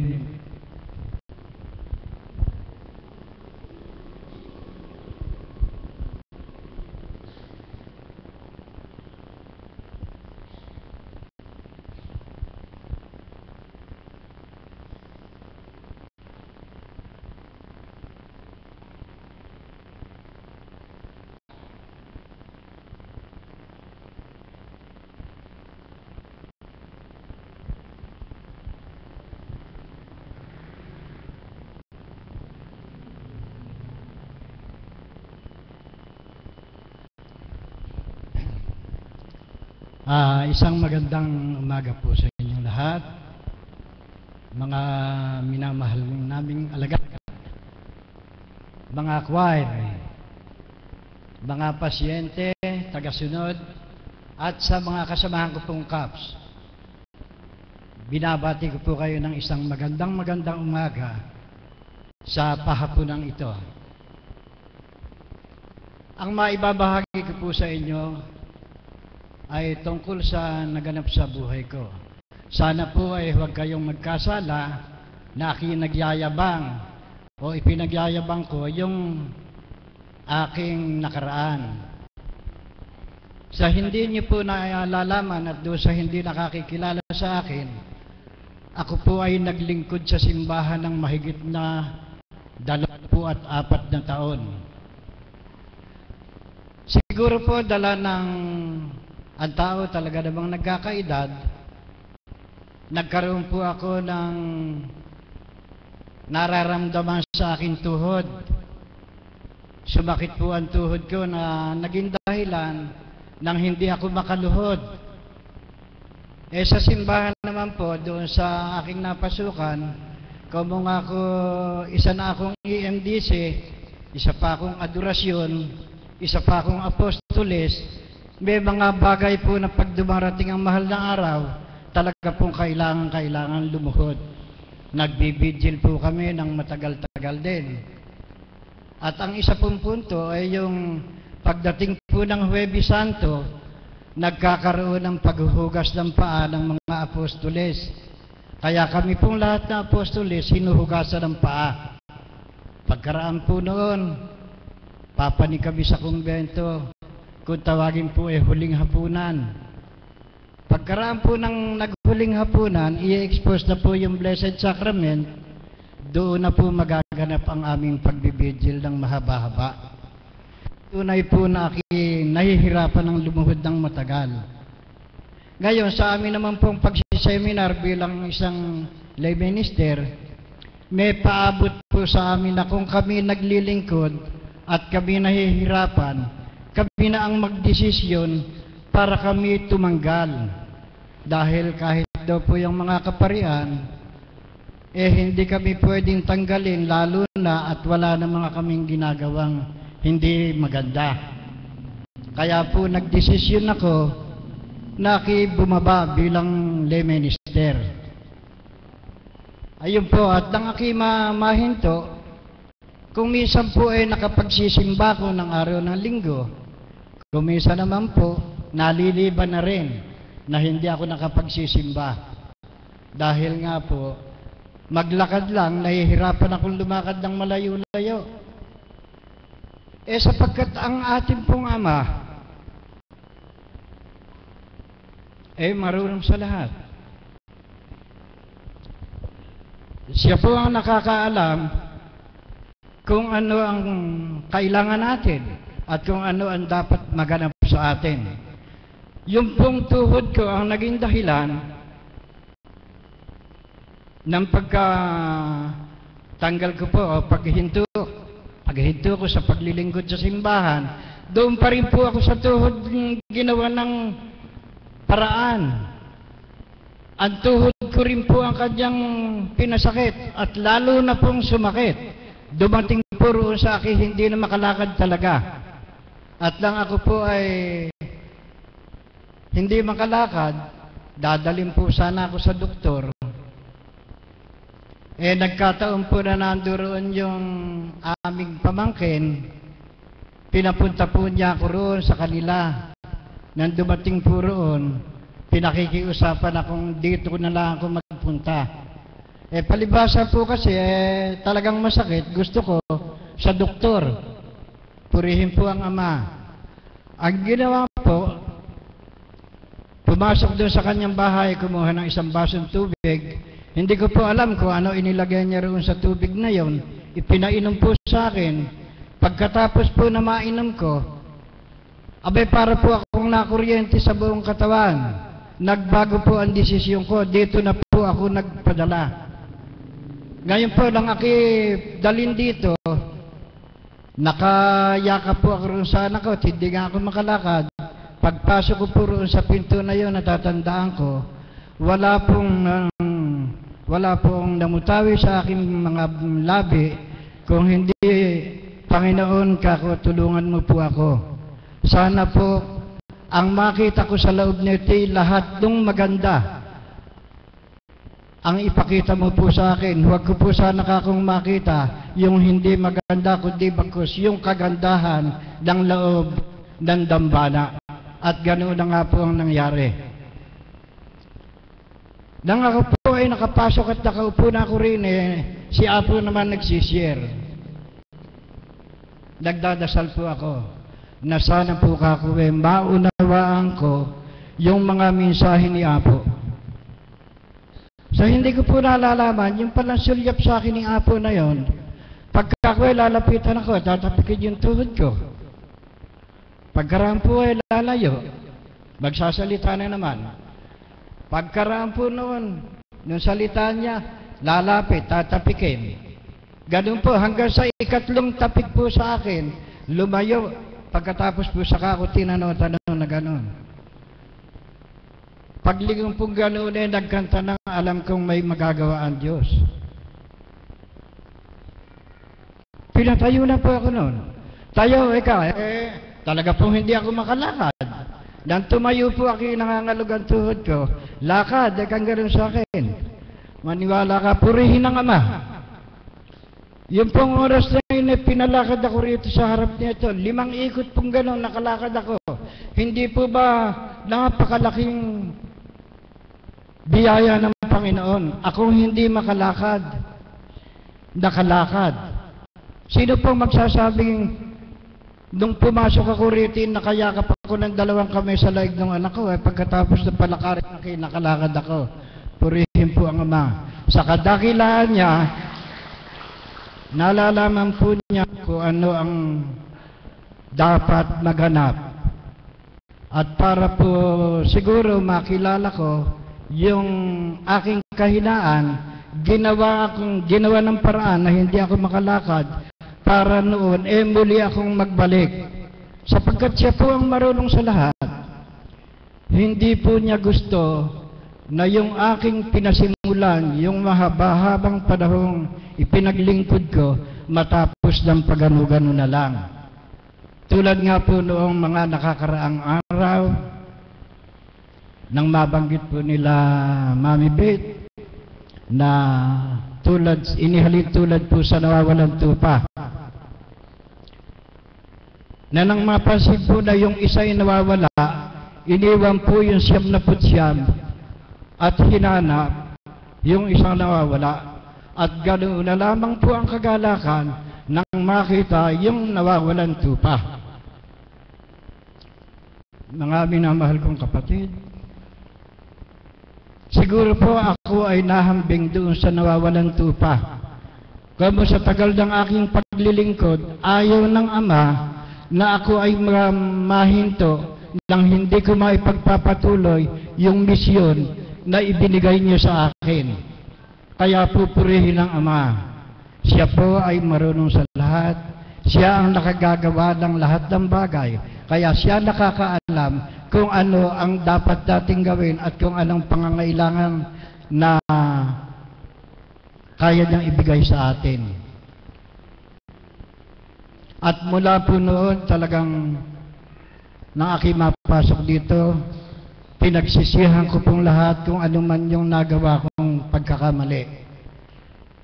Lahat po ng aking kahinaan, lahat po ng aking kasalanan, isinuko ko pong lahat sa Kanya.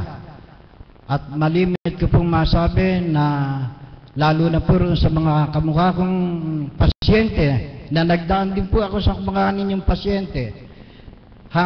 Tayo ay nandirito, tayo nagpapagamot. Ang unahin po nating ipagamot, yung ating kaluluwa. Dahil kapag po yung ating kaluluwa ang luminis, mawawala na po ng nakaharang doon sa ating kaluluwa, mabubuksan ang ating puso at matuling po na makapapasok ang banal na Espiritu. Mga minamahal kong kapatid, huwag po kayong manghinayang doon sa sandaling oras na ating pakikinig sa mga banal na mensahe. Sapagkat doon po sa pakikinig natin ng mensahe, lalo pong lumalalim at lumalago ang ating pananalig at ang ating pananampalataya.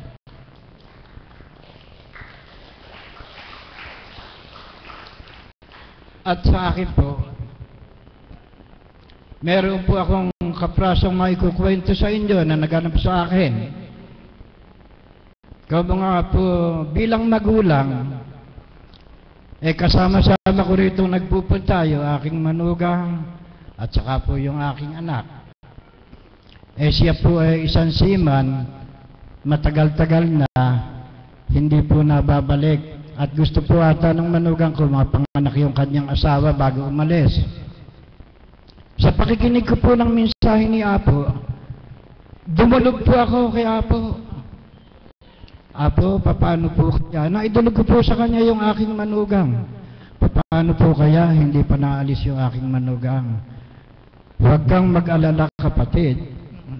Iyon po ang sabi sa akin. Maaalis ka ang iyong manugang. At lalo kang maganda, yung kanyang masasampahan. At doon naman po ikaw sa anak mo na buntis, huwag kang mag-alala, ikaw sa akin, mapalad ka. Dahil ikaw, ang anak mo, nakikita ko na ikaw, mararaos siya ng maluwalhati, mapapanganak siya ng simple-simple lang. Alam po ba niyo nangyari, pinanghawakan ko po yung salita niya po na yun. Yun po ang itinanim ko sa aking isip. Yun sinabi ng banal na espiritu na ang aking manugang ay maalis. Isipin niyo po na in-schedule po ang lakad ay araw ng Lunes. Nung pong araw ng Lunes, na-postpone. Kinabukasan, na-postpone. Nung pong araw ng Merkules, lalakad na sana, tinawagan na naman. Postpone na naman. Dahil po nagbalik sa amin. Isipin po ba ninyong alas 3:30 ng tawagang pinagre-report, magdala na ng gamit at lalakad. Kalayo-layo po ng airport na yun, magagaling ng Baliwag. Hapon na. Ang ginawa ko po, tumawag ako ng sasakyan, umarkila ako ng sasakyan. Nang kami po ay lumakad din malakas ang ulan, pagdating po namin doon sa Bustos, natatanaw namin doon sa dadaanan namin, na napakalakas ang ulan, madilim na madilim. Bakit po? Dahil po siguro sa kalooban ng Ama, wala po kaming nadatang ulan at nakarating po kami ng saktong alas 5 doon sa airport. Alas 5:30 po lalakad. Kanya, awa ng Diyos po. Yung sinabi niya pong malalakad, nakalakad nga po ang aking manugang nang walang anumang naging abala. Kaya nagpapasalamat po ako sa Diyos. At hindi po roon natapos. Naalis po ang aking manugang ng Merkules. Isipin po niyong yung asawa naman ay Biyernes. Hating gabi po na sumakitan siya. Nang tumawag sa akin tatay, sumasakit na po ang tiyan ko. Paano, dadaling ka ako sa doktor? Nandito po ako sa Bisal. Siya naman nasa Pinagbarilan. Hindi po katatang. Pagka umaga, papuntahin na lang niyo sa akin si ate. Alas 5 po ng umaga nang magpunta doon sa kanyang doktor na magpapanak. Alas 8 po ng umaga, napanganak na. Alas 10 po ng tanghali, pinalabas na sa bahay. Purihin ang Ama para pong nangitlog lang na naglalakad. Kung hindi po ba naman napakadakila ng Ama, lahat po nung sinabi, siya po naganap. Kaya purihin ng Ama. Pagka po tayo ay nanalig at naniwala sa Kanya, lahat po ng hindi natin inaasahang mangyayari, magaganap po sa pamamagitan ng banal na Espiritu na sa ating Apo Konsing. Maraming salamat po sa Divine Mercy at sa Apo Konsing na kinalugdan. Lahat po ng sinabi niya sa akin, siya pong naganap. At hanggang dito na lang po at sana maging huwaran po ng ating mga kapatid. Maraming salamat po at magandang umaga ulit. Maraming salamat kapatid sa labis na pagtitiwala natin sa Panginoon ay nakamtan nyo ang tunay na kagalingan.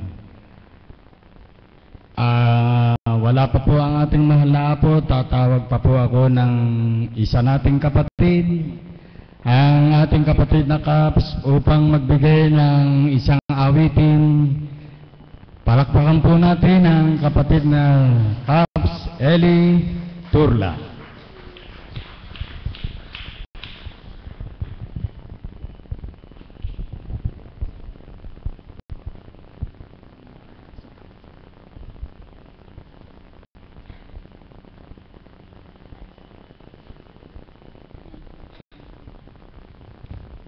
Isang magandang umaga po sa inyo sa tanghaling to.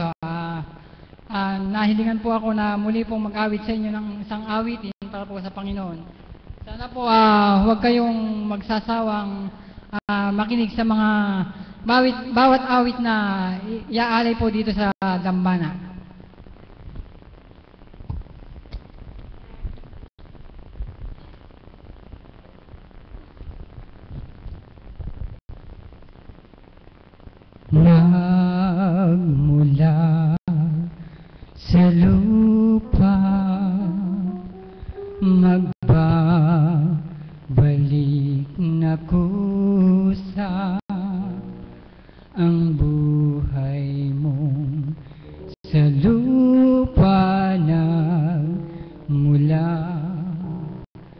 bago mo linisin ang dungis ng iyong kapwa, hugasan ang iyong putik sa mukha. Kung ano ang iyong inutang ay siya ring kabayaran. Sa mundo ang buhay ay may hangganan, dahil tayo ay lupa lamang. Kaya't pilitin mong ika'y magbago habang may panahon, ika'y matuto.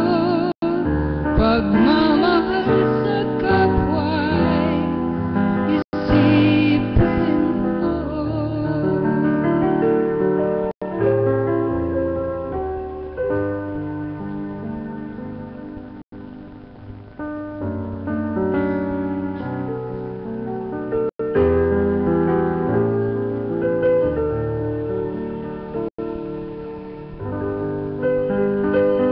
Ang iyong gusto, huwag gawin sa iba. Kung ano ang iyong inutang ay siya ring kabayaran.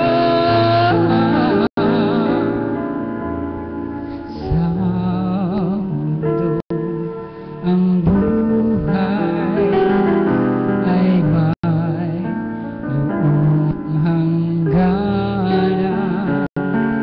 dahil tayo ay lupa lamang. Kaya't pilitin mong ika'y magbago habang may panahon, ika'y matuto. Pagmamahal sa kapwa'y isipin mo. Hanggang dito lahat, maraming salamat po.